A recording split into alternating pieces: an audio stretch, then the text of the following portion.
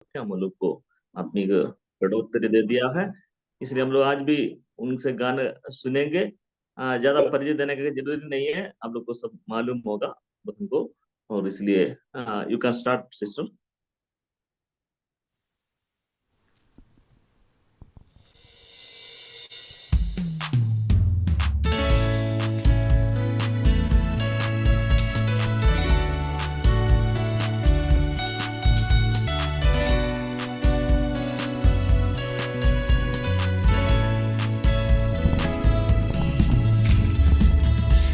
मेरा संगीत है तू, मेरा हर गीत है तू, मेरे प्यारे मसीहा, मेरा मनमीत है तू, मेरा संगीत है तू, मेरा हर गीत है तू, मेरे प्यारे मसीहा, मेरा मनमीत है तू, मेरा संगीत है तू।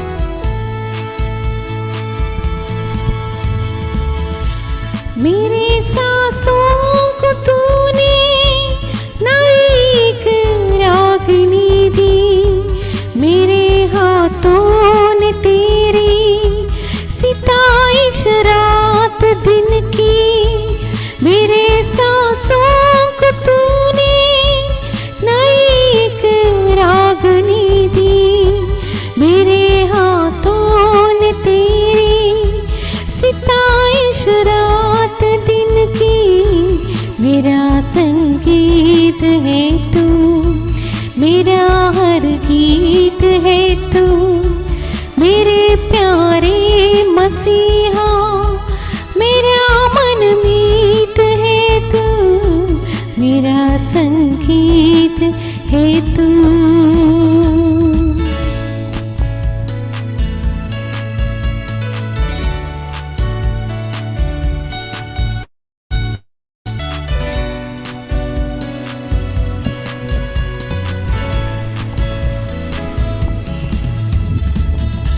मेरे दिल को हमेशा तेरी हिलजस्तजू हो, मेरे लब पे हमेशा तेरी दिल है गुफ्त हो, मेरे दिल को हमेशा तेरी जस्तजू हो, मेरे लब पे हमेशा तेरी ही गुफ्तगू हो, मेरा संगीत है तू, मेरा हर गीत है तू, मेरे प्यारे मसीहा, मेरा मनमीत है तू, मेरा संगीत है तू, मेरा हर गीत।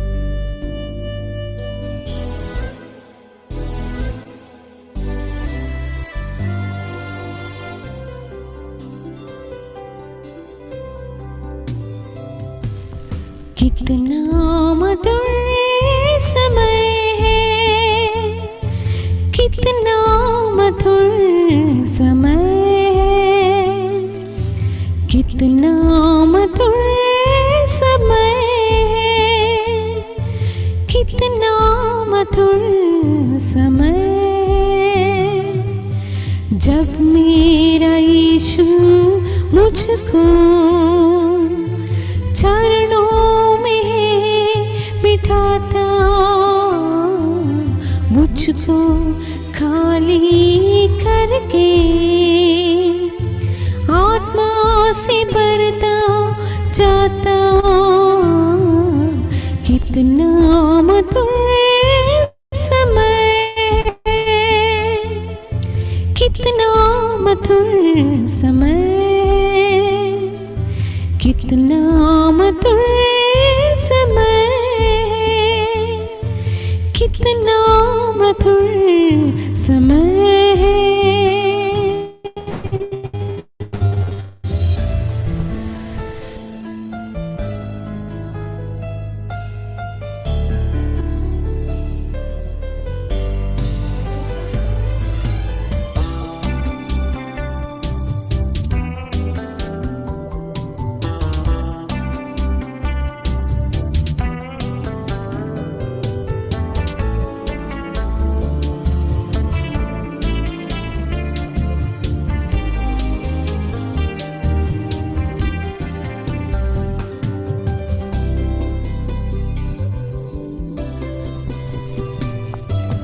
मुझको हरी हरी घास चराता, जीवन जल भी पिलाता।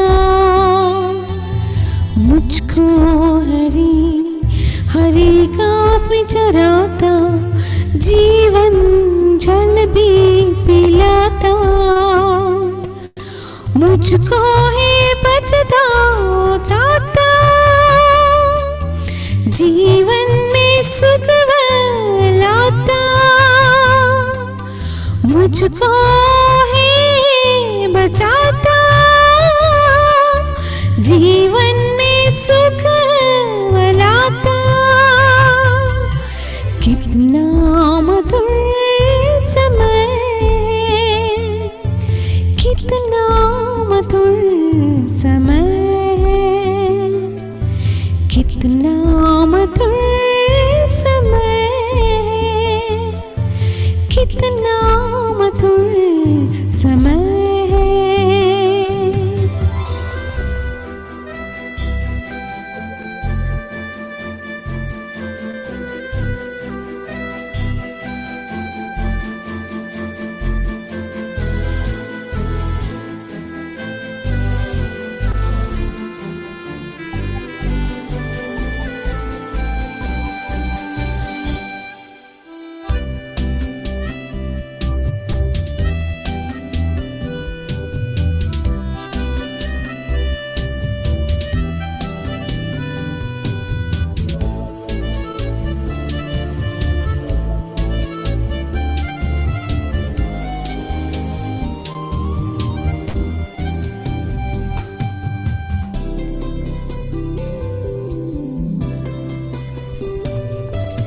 चाहे लिखो अंधकार से चालू, पानी से भी ना डरूं।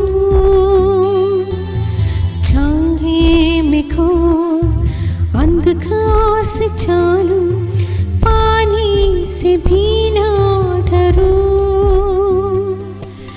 तेरी सोटी और लोटी से मन मेरा शांति है पाता।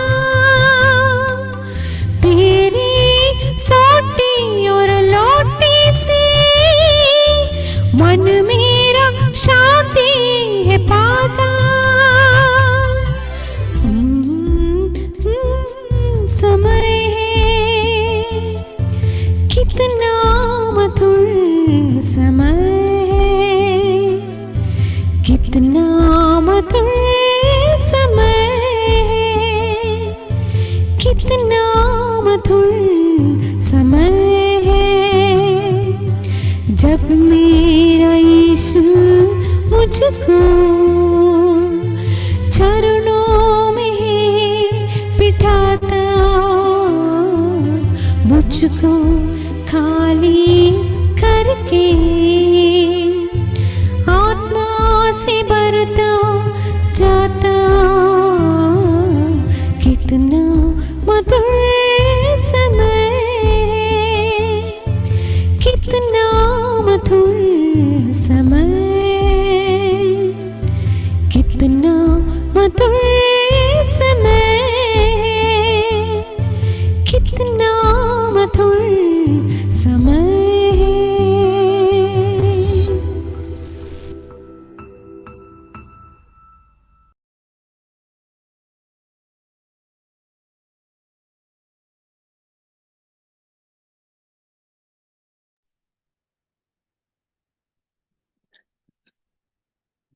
Thank you sister for beautiful singing.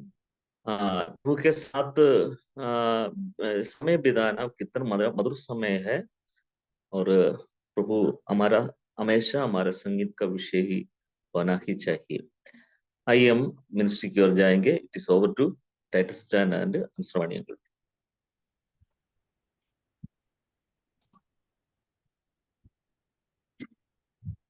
Thank you once again. I'm glad to come to this remote platform to continue our studies from the book of Acts. एक बार फिर इस प्लेटफॉर्म के जरिए से परमेश्वर के वचन से प्रेरितों के काम का अध्ययन को जारी रखने के लिए मैं बहुत खुश हूँ। Today we are going to get into chapter 2 for our devotional study. आज हम प्रेरितों के काम दूसरा अध्याय से हमारे ध्यान के अध्ययन के लिए हम जाएंगे। There was a great preacher and teacher of the word in USA whose name was Vance Havner. America में वैंस हैवनर नामक एक बहुत ही श्रेष्ठ बाइबल शिक्षक थे।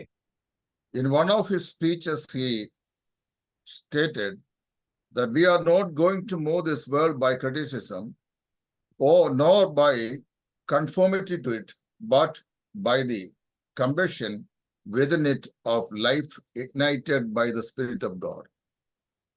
उसने एक बार इस प्रकार प्रचार में कहा कि हम किसी प्रकार के आलोचना के अंतर्गत या किसी प्रकार के जो Ignited by the Spirit of God. या किसी प्रकार के आलोचना के अंतर्गत रह कर के हम प्रचार नहीं करते हैं, लेकिन परमेश्वर के पवित्र आत्मा के उस प्रज्वलन से हम आगे बढ़ते। Kindled by the Spirit of God. Ignited means kindled. या परमेश्वर के पवित्र आत्मा के द्वारा प्रज्वलित होकर हम आगे बढ़ते हैं। He was right in his statement because the early church had none of the things that we think are so essential for success today: buildings, money, political power, or influence in the society. वो सही कहे थे, क्योंकि आज के समय में हम देखते हैं कि आर्थिक या किसी प्रकार का आर्थिक सहारा या किसी प्रकार का पदवी का सहारा लेकर लोग आज प्रभु के सेवा में लगे हुए हैं। Yet the church won multitude to Christ, and several churches were established because they had the power of the Holy Spirit. उस समय पवित्र आत्मा के सामर्थ्य से जो सेवकाई किया गया है, हजारों संख्या में लोग कलीसिया में जुड़ गए। They were people kindled by the power of the Holy Ghost.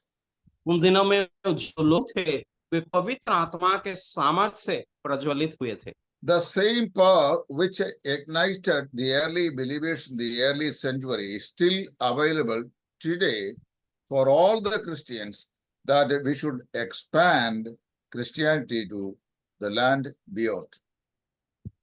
पहले सदी में विश्वासी लोग जिस प्रकार आत्मा के सामर्थ्य से वे लोग प्रज्वलित होकर आगे बढ़े, सेवकाई किए, आज भी वही सामर्थ्य हमारे लिए उपलब्ध है ताकि हम भी और भी भविष्य की ओर आगे बढ़ सकें। The better we understand the activity of the Spirit as described in chapter 2, the better we will be able to involve ourselves in the kingdom concern. पवित्र आत्मा के संबंधित जो सामर्थ्य है दूसरा अध्याय प्रेरितों के में जिस प्रकार वर्णन किया गया है, उसको अगर जितना अच्छा हम जानेंगे उसी अनुसार हम आगे बढ़ पाएंगे सेवकाई में। John 16:14, Jesus said, when the Spirit of God, who is the Paracletos, Comforter, would come, that he would glorify me. प्रभु यीशु मसीह यूहन्ना रचित सुसमाचार 15 अध्याय के 16 आयत में कहा था कि पिता से वो अर्थात जो सत्य का आत्मा तुम्हें एक और जो सहायक वो आकर के तुम्हें हर एक सच्चाई की ओर ले चलेगा। The primary ministry entrusted to the Holy Spirit of God by God the Father was to glorify the Son of God. पवित्र आत्मा का प्रमुख कार्य ये था जो प्रभु यीशु मसीह ने भेजा, प्रभु यीशु मसीह को उच्चीकृत करने या महिमान्वित करने का था। Jesus said when he would come that he will not speak anything about himself, but he will glorify me.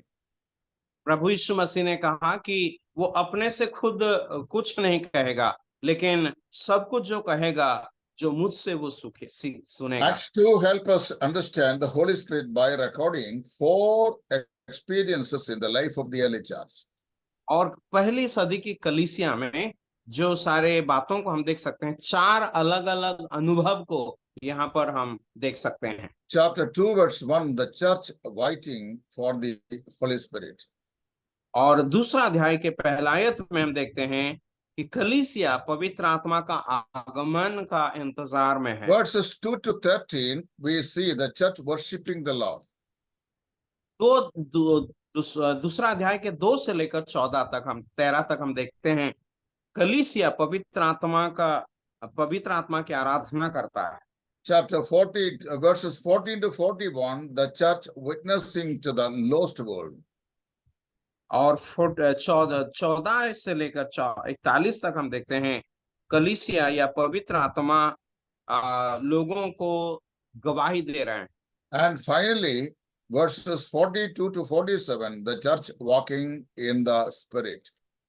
42 से लेकर आखिरी तक यानी 47 तक हम देखते हैं कलीसिया पवित्र आत्मा में चल रही है। These were the 4 different experiences the church had of the Spirit in the early century. पवित्र आत्मा का इस प्रकार के अनुभव पहला सदी के कलीसिया प्राप्त की थी। Let us look into each of it right now as we progress in our studies. अब हमारा अध्ययन में आगे बढ़ने में हम इन 4 बातों को एक करके देखें। The church waiting for the Spirit, chapter 2 verse 1. 2 अध्याय का पहला आयत में हम देखते हैं कलीसिया पवित्र आत्मा की प्रतीक्षा कर रही है। We already learned that before the ascension of Christ from Mount Olive, that he instructed his disciples to wait until that they have received the power of the Holy Spirit.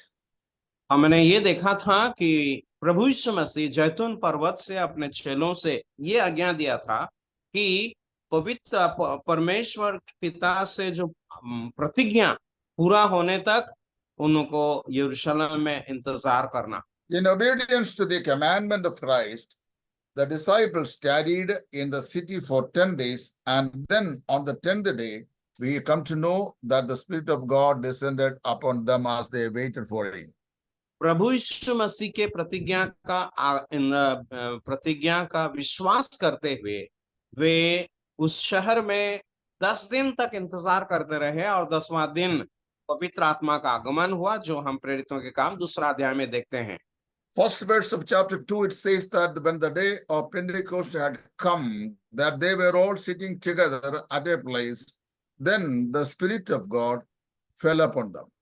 दूसरा अध्याय के पहला आयत में हम देखते हैं कि जब पेंतिकोस्त का दिन आया तो वे सब एक जगह इकट्ठे थे और उस समय पवित्र आत्मा का आगमन होता है।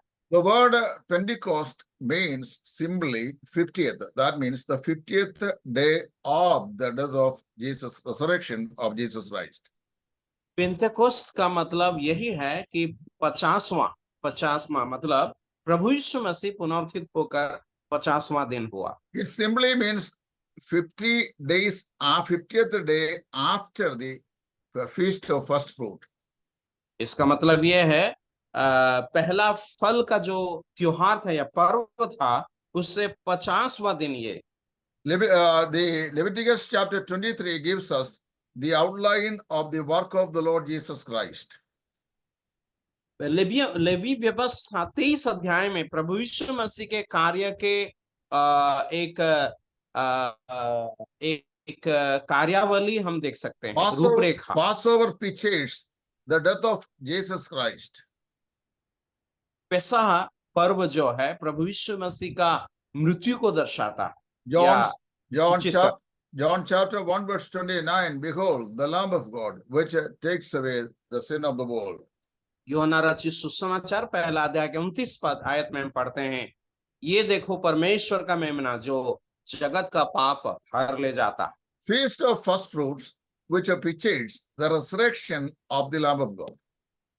पहला फल का जो पर्व था वो प्रभु यीशु मसीह का यानी उस मेमना का पुनरुत्थान का चित्र 50 days after the first fruit, that falls the day of Pentecost. और उस पहला फल का पर्व से 50वां दिन जो होता है वो And है का पर्व। that day was the day of the formation of the church on the face of the earth. और उसी दिन कलीसिया इस धरती पर कलीसिया का स्थापना होने का दिन था। At Pentecost, the Jews, they celebrated the giving of the law, but Christians celebrate it because of the giving of the Holy Spirit of God to the church.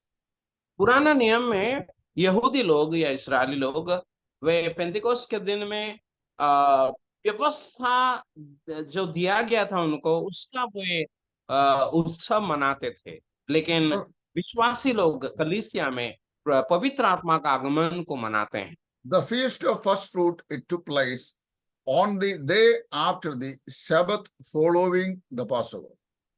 और वो जो पहला फल का पर्व होता था वो पैसहा के 7वां दिन होता था, Which means it was always on the first day of the week. इसका मतलब हमेशा वो सप्ताह का पहला दिन में ही होता था। We know Sabbath is the seventh day, so first day of the week that it have also. हम जानते हैं सबत जो है 7वां दिन, अगला दिन जो है सप्ताह का It was on the first day of the week that Jesus rose from the dead. और सप्ताह का पहला दिन ही प्रभु यीशु मसीह मृतकों में से जी उठा था। And as he rose from the dead on the first day of the week, that he became the first fruit from those died. और जैसा कि वो सप्ताह का पहला दिन में जी उठा, वो मरे हुओं में से जी उठने वालों में वो पहल उठा था। See, that is Pentecost is also actually 50 days. That is later 7 weeks plus 1 then falls to Pentecost. और ये जो पेंटेकोस्ट जो है पसहा के 7वां दिन के बाद जो होता है, and Pentecost was also the first day of the week. Pentecost भी जो होता है वो पहला दिन था सप्ताह का। The day of Pentecost is therefore remembered for the resurrection of our Lord Jesus Christ as a first fruit from the dead, and also the descent of the Holy Spirit in history. इसीलिए Pentecost के दिन में प्रभु यीशु मसीह का आगमन, प्रभु यीशु मसीह का पुनरुत्थान को भी स्मरण किया जाता है और पवित्र आत्मा का आगमन का भी स्मरण किया जाता है। As I reminded you, the feast of first fruits speaks about the resurrection of our Lord Jesus Christ. जैसे मैं बताया, वो जो पहला फल का जो पर्व प्रभु यीशु मसीह का पुनरुत्थान का प्रतीक है। On the feast of first fruit, the priest waved a sheaf of grain before the Lord. पहला फल का पर्व के दिन याजक जो गेहूं का उस एक गोछा लेकर यहोवा के सम्मुख उसको हिलाता था। But on Pentecost, he presented 2 loaves of bread. You see the difference? लेकिन पेंटेकोस्ट के दिन में 2 रोटियां उपस्थित किया वो करते थे। In the day of Pentecost, the priest waved one, actually, grain, there's a sheaf of grain before the Lord. But in the day of Pentecost, that he actually presented 2 loaves of bread. पहला फल के पर्व के दिन याजक एक गेहूं का जो एक गोछा है उसे हिलाया या उसे उपस्थित किया, लेकिन पेंटिकोस्ट के दिन 2 रोटियां वो उपस्थित करते हैं। Why did the priest wave 2 loaves of bread in the day of Pentecost and 1 in the Passover?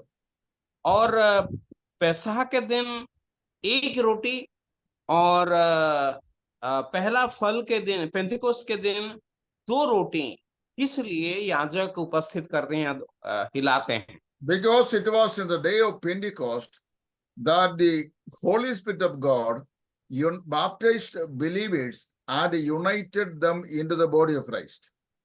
क्योंकि पेंतिकोस्त के दिन में ही पवित्र आत्मा का बपतिस्मा के द्वारा प्रभु यीशु मसीह का कलीसिया का गठित हुआ या विश्वासियों को एक देह में शामिल किया गया। The Jewish believers, they received the baptism in the day of Pentecost, whereas the Gentile believers received it at the house of Cornelius. यहूदी विश्वासी लोग पेंटिकोस्ट के दिन में पवित्र आत्मा का बपतिस्मा को पाए, लेकिन अन्य जाति के विश्वासी लोग कोर्नेलियुस के घर में पवित्र आत्मा का बपतिस्मा प्राप्त किए। These two laws speaks of one baptism of the Holy Spirit of God, which was given to both the Jews and Gentiles in 2 times in the history. 2 रोटी हमें ये दर्शाती है कि इतिहास में 2 बार जो पवित्र आत्मा का बपतिस्मा हुआ था, एक यहूदियों को पेंतिकोस्त के दिन में और अन्य जातियों को कोर्नेलियुस के घर में हुआ, उसका चित्र हमें प्रदान करता है। On the day of Pentecost, the Jews, they received baptism, and in chapter 10 we read that the Gentiles, they received the same baptism at the house of Cornelius. और दूसरा अध्याय में पेंतिकोस्त के दिन में यहूदी लोग, विश्वास करने वाले यहूदी लोग बपतिस्मा लिए और एक देह में शामिल हुए, लेकिन 10वां अध्याय में कोर्नेलियुस के घर में अन्य जाति के लोग पवित्र आत्मा का बपतिस्मा लेकर उसी देह में शामिल हो गए। So the baptism of the Holy Spirit took place twice in the history of the church. और ऐसे हम देखते हैं पवित्र आत्मा का जो बपतिस्मा इतिहास, कलीसिया के इतिहास में 2 बार संघटित होता है। In the day of Pentecost and at the house of Cornelius. पेंतिकोस्त के दिन में और कोर्नेलियुस के भवन में। One particular thing we have to notice here is that in these days 2 laws, which was, waved in the presence of God, was made with leaven. In all other days, God strictly commanded that there should not be any leaven added to the sheaves. और पेंतिकोस्त के दिन में जो 2 रोटियां परमेश्वर के सम्मुख हिलाया गया था, उपस्थित किया गया था, उसमें खमीर मिला हुआ था। हालांकि अन्य दिनों में जो सारे रोटियां परमेश्वर के सम्मुख लाया जाता था, उसमें वो खमीर रहित रहता था, खमीर उसमें मिलाया नहीं जाता था।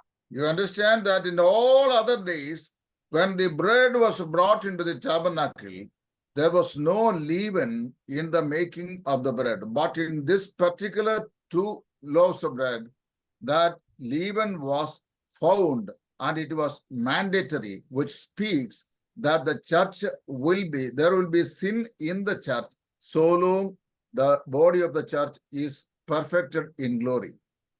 और मिलाप वाला तंबू में जब भी याजक रोटियां लेकर परमेश्वर के सम्मुख उपस्थित करते थे, उन रोटियों में किसी भी प्रकार का खमीर मिलाया नहीं जाता था। लेकिन पेंतिकोस्त के दिन में जो रोटियां दो रोटियां उपस्थित किया गया है, उसमें खमीर मिला हुआ है, क्योंकि ये हमें सूचित करता है कि जब तक कलीसिया धरती पर रहेगी, तब तक वो पाप के साथ रहेगी।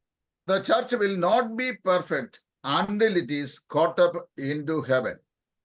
और स्वर्ग में उन्नीत होने तक कलीसिया पाप रहित नहीं रहेगी।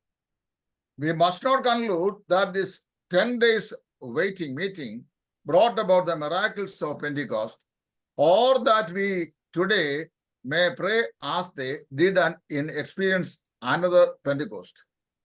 और जैसे 10 दिन वे पेंतिकोस्त के दिन के लिए पवित्र आत्मा का आगमन के लिए इंतजार कर रहे थे, आज भी हम इसी प्रकार इंतजार करके एक और पेंतिकोस्त का अनुभव प्राप्त करने का कोशिश हमें नहीं करना है। Pentecost was a once for all experience in the church.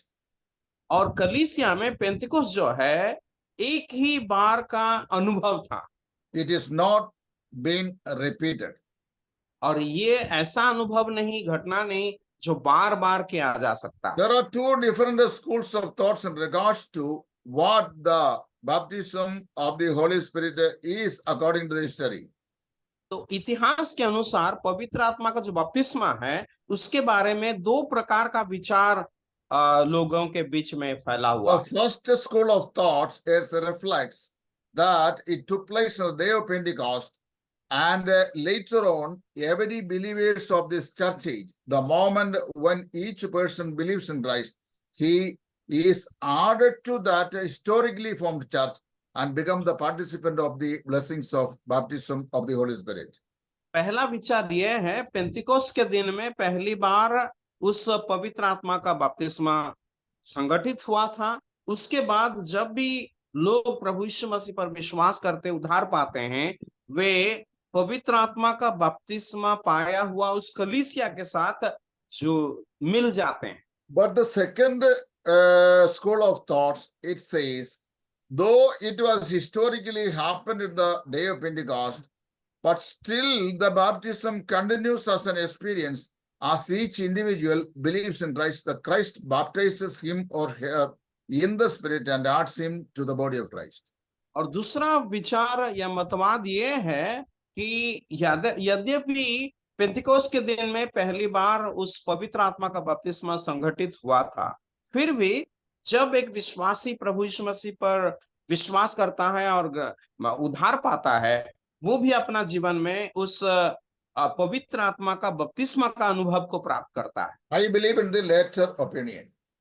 मैं दूसरा अनुभव को, दूसरा विचार पर विश्वास करता हूं। Suppose tomorrow one person is going to be saved by the sharing of the gospel at your place. That person, the moment he receives the Christ, Christ baptizes him in the Spirit and adds him to the body of Christ.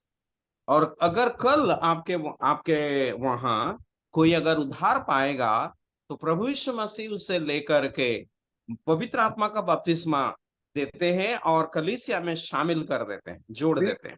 We cannot sensibly know it because this is beyond our physical sensation happening within the realm of our inner being.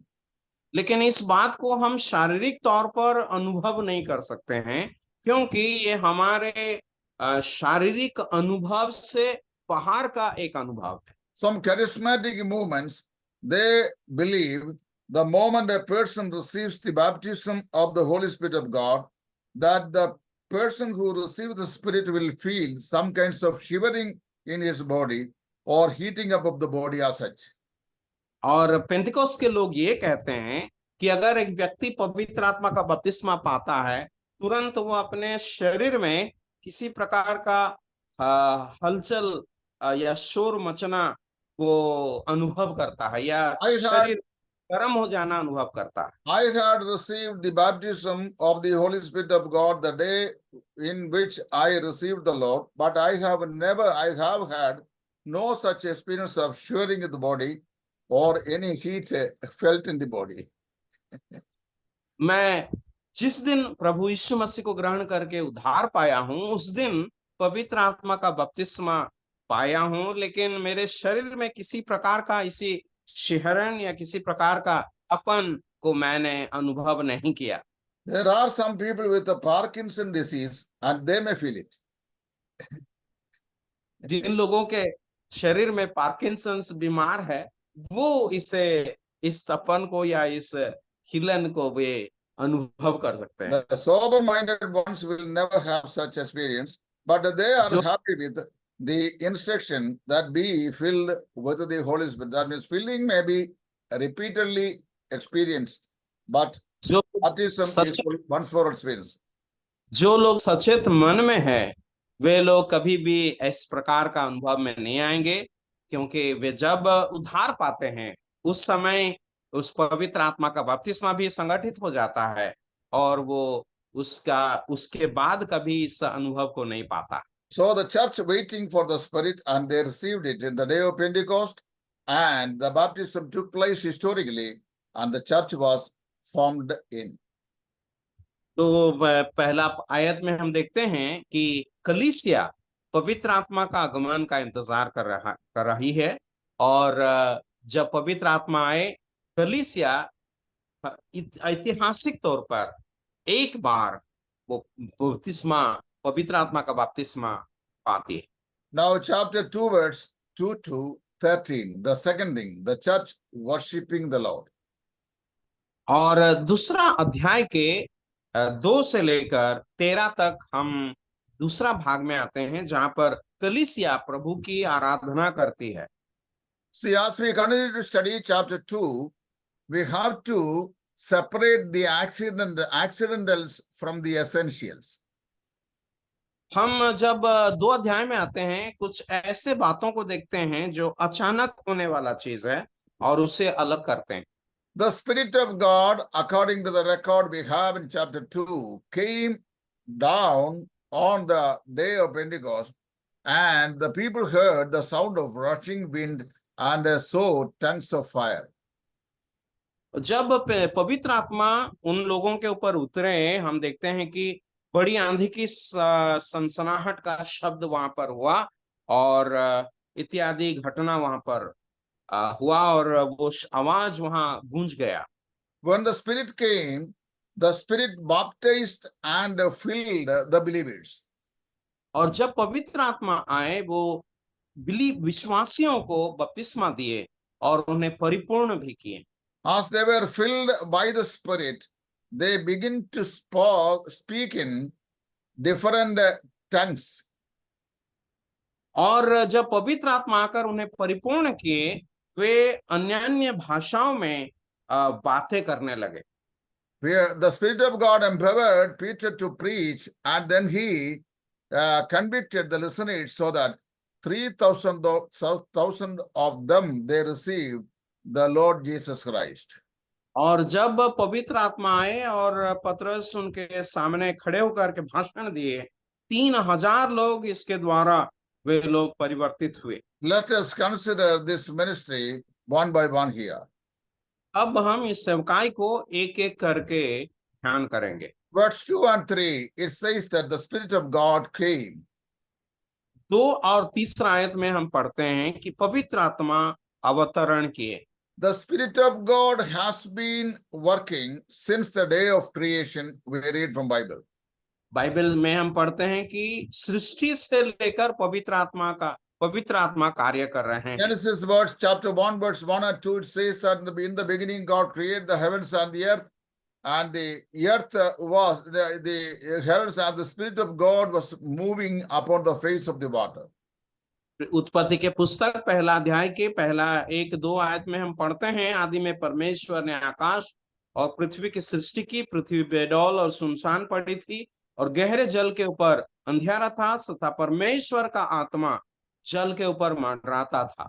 The Spirit of God has his ministry throughout the Old Testament and also in the life and ministry of our Lord Jesus Christ. संपूर्ण पुरातन नियम में पवित्र आत्मा का सेवकाई हम देख सकते हैं और प्रभु यीशु मसीह के जीवन काल में पवित्र आत्मा का कार्य को हम देख सकते हैं। But from the day of Pentecost on, the Spirit of God would dwell with man in the church. लेकिन पेंतिकोस्त दिन से लेकर पवित्र आत्मा मनुष्य के अंदर और कलीसिया में वो वास करेंगे। Before Pentecost, the Spirit of God used to come and go, but since then, the Spirit dwelt with a man in the church. पवित्र आत्मा आगमन करने के पहले या पेंतिकोस्त दिन के पहले पवित्र आत्मा आकर अपना कार्य को पूर्ण करके वो वापस चले जाते थे। Since the day of Pentecost, the Spirit of God had a permanent dwelling with the people. लेकिन पेंतिकोस्त दिन से लेकर पवित्र आत्मा लोगों के बीच में स्थायी रूप में वास करने लगे। The Spirit of God would not have come unless the Lamb of God was risen from the grave. जब तक पवित्र परमेश्वर का मेमना मृत्युकों में से जी नहीं उठते, तब तक पवित्र आत्मा नहीं आते। Christ had to die then rise again, and then return to heaven, so that the Spirit of God must be sent to the world. प्रभु यीशु मसीह को मरना और पुनरुत्थित होना आवश्यक था, ताकि और स्वर्ग में ऊर्ध्वांतरण करना आवश्यक था, ताकि वो जाकर पवित्र आत्मा को भेजेंगे इस धरती पर।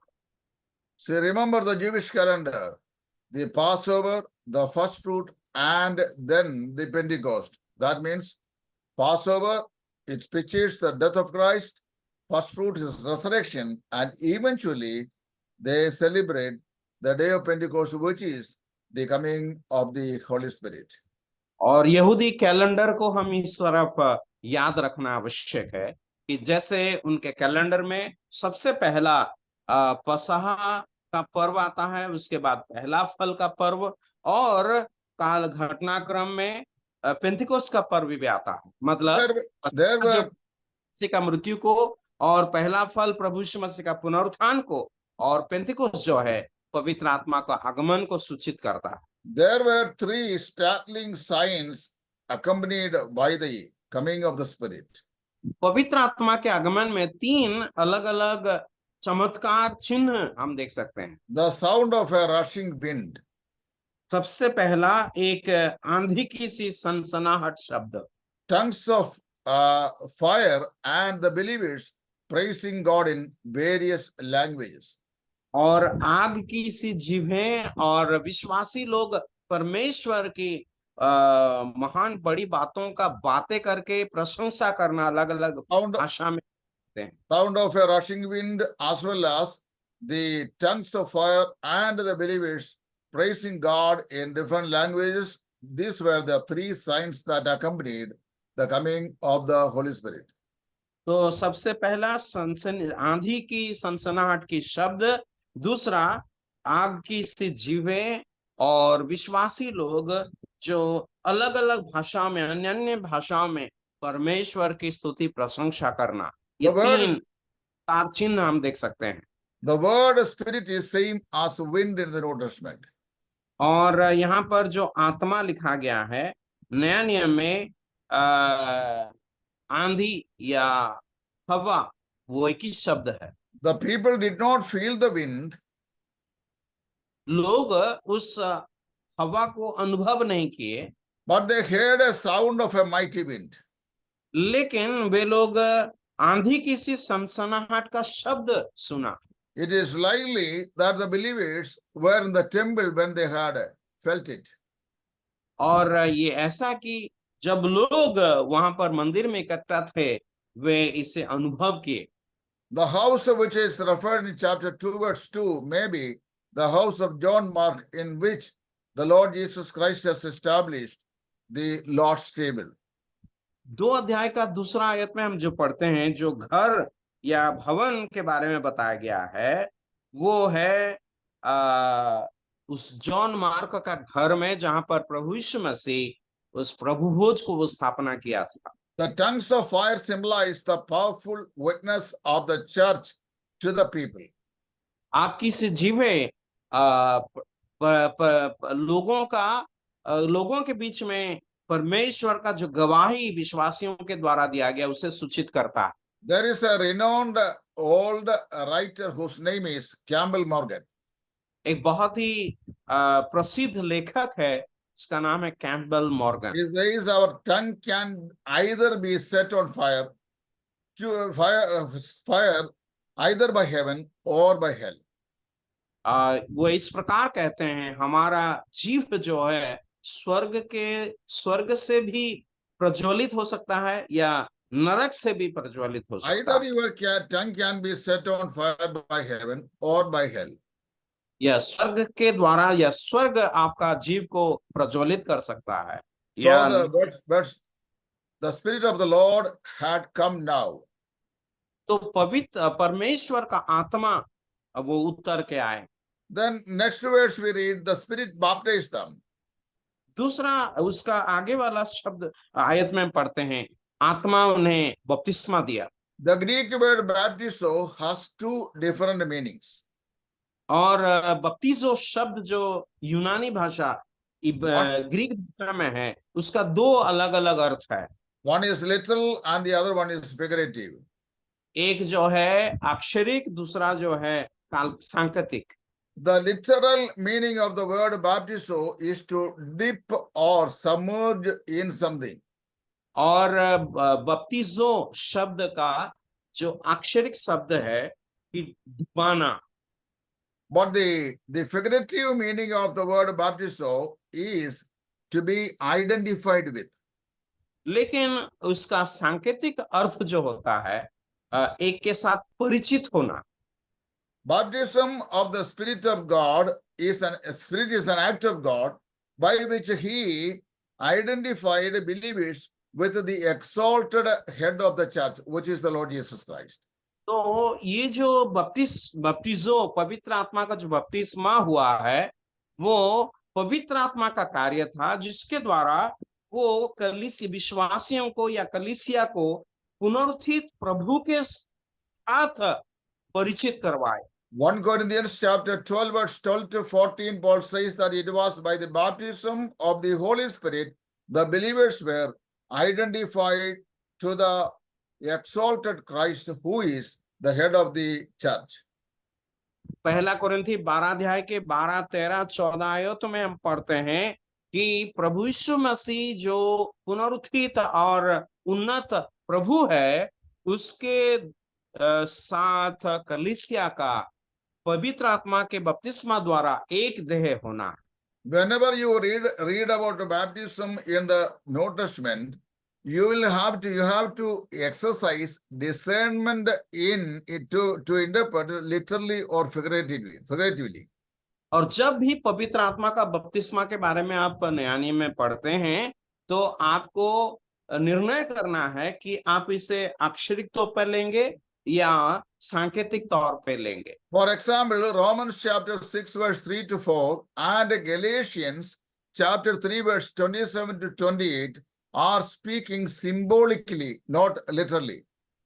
और जैसे कि उदाहरण स्वरूप रोमियो के पत्री 6 अध्याय 2-3 आयतों में और गलातियों के पत्री 3 अध्याय का 26-27 आयतों में जब बपतिस्मा के बारे में पढ़ते हैं, वहां पर अक्षरिक तौर पर नहीं लेकिन सांकेतिक रूप में बपतिस्मा का प्रयोग किया गया। Many people, even among the so-called brethren, they falsely believe that these two texts, that is Romans 6 3 to 4 and Galatians 3 27 to 28, are speaking literally about baptism.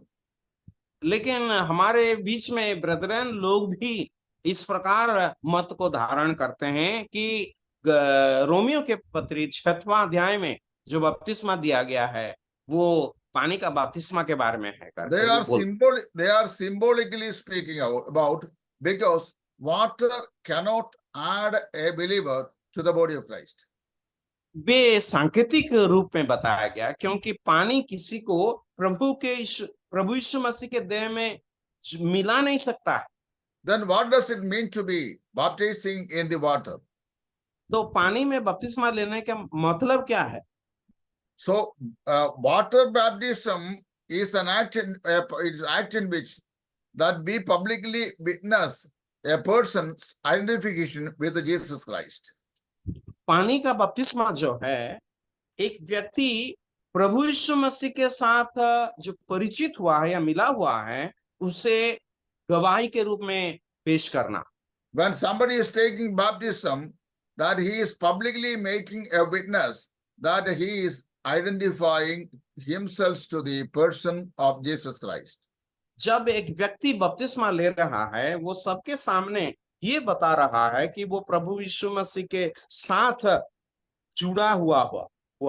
But the spirit baptism is the personal and private experience that identifies the person with Jesus Christ. लेकिन पवित्र आत्मा का जो बपतिस्मा है, एक व्यक्ति को प्रभु यीशु मसीह के साथ आत्मिक तौर पर एक करता है, मिलाता है। I will make it a little more simple for your understanding. आप समझने के लिए और भी कुछ थोड़ा सरल करने के लिए कोशिश कर रहा हूं। When Christ baptizes you in the Spirit, that you are identified personally with the person of Jesus Christ. जब पवित्र आत्मा में प्रभु यीशु मसीह आपको बपतिस्मा देते हैं, तो प्रभु यीशु मसीह के साथ आप शामिल होते हैं यानी परिचित होते हैं। But when you are taking water baptism, you are making a public witness that you have already been identified to the Lord Jesus Christ. लेकिन जब आप पानी में बपतिस्मा लेते हैं, आप प्रभु यीशु मसीह को जो ग्रहण कर चुके हैं, उस बात को आप इस गवाही इसके द्वारा गवाही देते हैं। So we have to understand here two important aspects. यहाँ पर दो अलग अलग भाव को या दो अलग अलग विषय को हमें समझना आवश्यक है। Historically, the baptism of the Holy Spirit of God took place in two different stages. तो पवित्र आत्मा का बपतिस्मा दो स्तर में संगठित हुआ था। See, the Jewish believers were added to the body of Christ in the day of Pentecost, whereas the Gentile believers were added to the same body of Christ in the house of Cornelius. हम देखते हैं कि यहूदी विश्वासी लोग ये Pentecost के दिन में पवित्र आत्मा के बपतिस्मा द्वारा प्रभु यीशु मसीह के शरीर में वे शामिल हुए, लेकिन अन्य जाति के जो लोग हैं कोरिन्थियों के घर में पवित्र आत्मा के बपतिस्मा के द्वारा While we are studying about the baptism of the Holy Spirit, we should be aware to understand that the baptism of the Holy Spirit is an act of God by which a believer is identified to the head of the church historically, and therefore in water baptism that he is witnessing that he is already been identified to Christ. तो हम देखते हैं कि पवित्र आत्मा के बपतिस्मा के द्वारा एक विश्वासी प्रभु यीशु मसीह के देह के साथ जुड़ जाता है, लेकिन पानी के बपतिस्मा द्वारा एक विश्वासी जो प्रभु के साथ देह में जुड़ा हुआ है, इस बात का गवाही पानी के बपतिस्मा के द्वारा वो देता है। I have heard some people saying that by baptism they have been added to the body of Christ. मैं कुछ लोगों से ये कहना सुना हूं कि बपतिस्मा के द्वारा वे मसीह में शामिल हुए, जुड़े हुए हैं। We do not believe in baptismal regeneration. हम लोग बपतिस्मा के द्वारा जो उद्धार है उससे हम विश्वास नहीं करते। No amount of physical water can add a believer to the mystic body of Jesus Christ. आप जितना पर्याप्त में वो पानी ले सकते हैं, उसके द्वारा आप कभी भी प्रभु के साथ जुड़ नहीं सकते हैं। Therefore, if any one person is having such a wrong ideology about water baptism, now itself you have to leave from it, because water baptism does not add a believer to Christ. अगर आप में से कोई किसी का इस प्रकार धारणा है कि पानी के बपतिस्मा के द्वारा एक व्यक्ति प्रभु यीशु मसीह के देह में शामिल होता है, तो ये बहुत ही गलत धारणा है या विचार है। आप अभी ही उससे आप छुटकारा पाना आवश्यक। Our time is now up, and the rest will be dealt in next class. In between, if anybody has any questions or need any clarification regarding what we have been learning till now, you can ask me. I'll explain it. अब हमारा समय समाप्त हुआ है, इसीलिए हम यहाँ पर रखेंगे और प्रभु की चाहने से आने वाले समय में आगे का विषय को हम जारी रखेंगे। लेकिन अब तक हमने जो अध्ययन किए हैं, अगर उसमें किसी प्रकार का सवाल प्रश्न आपके पास है तो पूछ सकते हैं, उसका उत्तर हम देंगे। Any one person has got any clarification or any need any clarifications or ask some questions, please ask. इसी विषय पर और भी स्पष्टीकरण चाहिए या किसी प्रकार का प्रश्न है, आप पूछ सकते हैं अभी। And if no question, then we will close in prayer. अगर किसी प्रकार का प्रश्न नहीं है तो हम प्रार्थना के साथ इसे समाप्त करेंगे। ബ്രദറെ, ഞാൻ മലയാളത്തിൽ പറയാം കേട്ടോ. Oh, രണ്ടാം അധ്യായത്തിലും 10ാം അധ്യായത്തിലും രണ്ട് ആത്മപകർച്ച ഉണ്ടായി എന്ന് പറഞ്ഞു. അതെ. പുരുഷന്മാര് 12 പുരുഷന്മാര് അവര് അന്യഭാഷയിൽ സംസാരിച്ചു. അത് ഏത് ഗണത്തിൽ കൂട്ടും? എവിടെ 12 പുരുഷന്മാർ സംസാരിച്ചു? 19ാം അധ്യായത്തിലോ? അപ്പോസ്തല പ്രവൃത്തി 19-ാം അധ്യായത്തിൽ. അത് അന്യഭാഷയിൽ സംസാരിച്ചത് baptism of the holy spirit ആണെന്ന് അവിടെ പറഞ്ഞിട്ടില്ലല്ലോ. ബാപ്റ്റിസം ടുക്ക് പ്ലേസ് എന്ന് പറയുന്നത് കോർണലിയോസിന്റെ വീട്ടിൽ വെച്ചാണ്. ഈ ആദിയിൽ പെന്തക്കോസ് നാളിൽ എന്ന പോലെ വിശ്വസിച്ചാരെ പരിശുദ്ധാത്മാവിനെ പ്രാപിച്ച ഇവരെ സ്നാനപ്പെടുത്താൻ വെള്ളത്തെ വിലക്കുവാൻ ആർക്ക് കഴിയുമെന്ന് പറഞ്ഞത്. അവിടെ വെച്ചാണ് പരിശുദ്ധാത്മ സ്നാനം ജാതികൾക്ക് ലഭിക്കുന്നത് പത്രോസ് മനസ്സിലാക്കിയത്. 19-ാം അധ്യായത്തിലെ യോഹന്നാൻ സ്നാപകന്റെ ശിഷ്യന്മാരാ. They are Jewish people. So the Jewish people എന്ന് പറയുന്നത് പിന്നെ 1-ാമത്തെ ഭാഗത്ത് വരുന്നവരാ. ഇംഗ്ലീഷിൽ പറഞ്ഞോ, എല്ലാരും കേൾക്കട്ടെ. ഇംഗ്ലീഷിൽ പറഞ്ഞോ. ഞാൻ Acts chapter 19 is not speaking about the Gentile people, but as Paul was walking into the interior places of the city of Ephesus, he encountered some disciples, and then he asked them who they were. Then they answered that they were disciples of John the Baptist, because Paul asked them one question: since you have believed, have you received the Holy Spirit of God? Then they answered, we haven't even heard that there is Holy Spirit. Then Paul realized that they were not the disciples of Jesus Christ, but the disciples of John the Baptist. That means these people were only repented for their sins, have never been regenerated. So sequentially, Paul shared them the gospel, and they were born again. And when they received the Lord Jesus Christ, they received the Holy Spirit of God. That incident is narrated by Dr. Luke in his writing. That's only. That has nothing to do with the baptism of the Holy Spirit. Okay, thanks. പിന്നെ അത് കഴിഞ്ഞിട്ട് ഈ റോമാലേഖനം 6-ാം അധ്യായത്തിലെ ആത്മസ്നാനത്തെ പറ്റിയാണോ അതോ I have made it very specific that Romans chapter 6 is not speaking literally about the baptism of the Holy Spirit. It speaks symbolically, that means figuratively, that it says that when a person is witnessing in the water baptism, he says to the world that he has already been identified to the Lord Jesus Christ. So identification has already taken place when he trusted the Lord Jesus Christ. So when he trusted the Lord Jesus Christ, he was baptized by the Spirit of God, and now he is witnessing to that reality.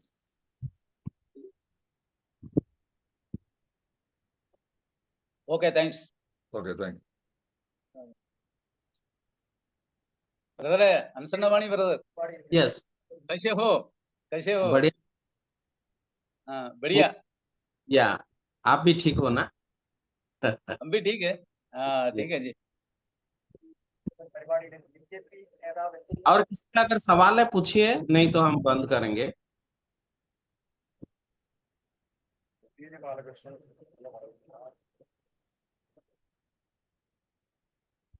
For me, any question ask me? Yeah, nobody asked. Okay, then we'll close. ആദ്യമല പെരുന്നാളും പിന്നെ കൂടാര പെരുന്നാളും അല്ലേ അടുത്തടുത്ത് വരുന്നത്. कुछ बोल रहे हैं? हाँ जी. Yeah. ബ്രദറെ, തോമസ് ബ്രദറെ, ഈ കൂടാര പെരുന്നാള്, ആദ്യബല പെരുന്നാള്, പിന്നെ പുളിപ്പില്ലാത്ത അപ്പത്തിന്റെ പെരുന്നാൾ, ഇത് മൂന്നും അല്ലേ അടുത്തടുത്ത് വരുന്നത്. പെസഹ പെരുന്നാള്, പുളിപ്പില്ലാത്ത അപ്പത്തിന്റെ പെരുന്നാള്, ആദ്യബല പെരുന്നാള്. പിന്നെ കൂടാര പെരുന്നാളോ? കൂടാര പെരുന്നാൾ ഏറ്റവും ഒടുവിൽ വരുന്നത്. ഏറ്റവും ഒടുവിലല്ലേ? അല്ല, ആണ്ടിൽ 3 പ്രാവശ്യം ആണുങ്ങൾ വരണം എന്ന് പറഞ്ഞിട്ടുള്ള പെസഹ പെരുന്നാളും പെന്തക്കോസ്ത് പെരുന്നാളും കൂടാര പെരുന്നാളുമാണ് ഈ 3 പെരുന്നാൾ ഇമ്പോർട്ടന്റ് ആയിട്ടിരിക്കുന്നത്. ഓക്കെ.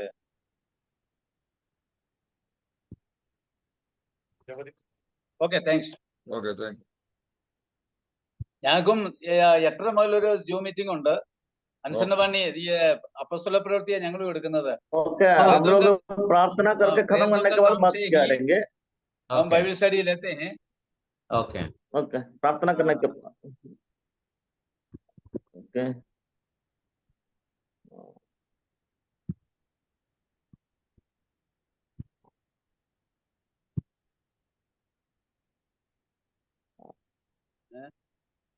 भाई राजेश कुमार सेंडोरे कृपया प्रार्थना कीजिए. भाई राजेश कुमार. മലയാളിയാണ് കിട്ടിയിരിക്കുന്നത്. അനാചാര്യൻ.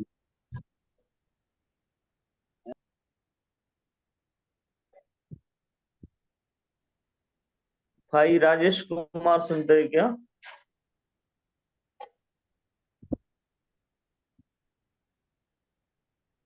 ओके, आंसर मानेंगे, कृपया प्रार्थना कीजिए। ओके।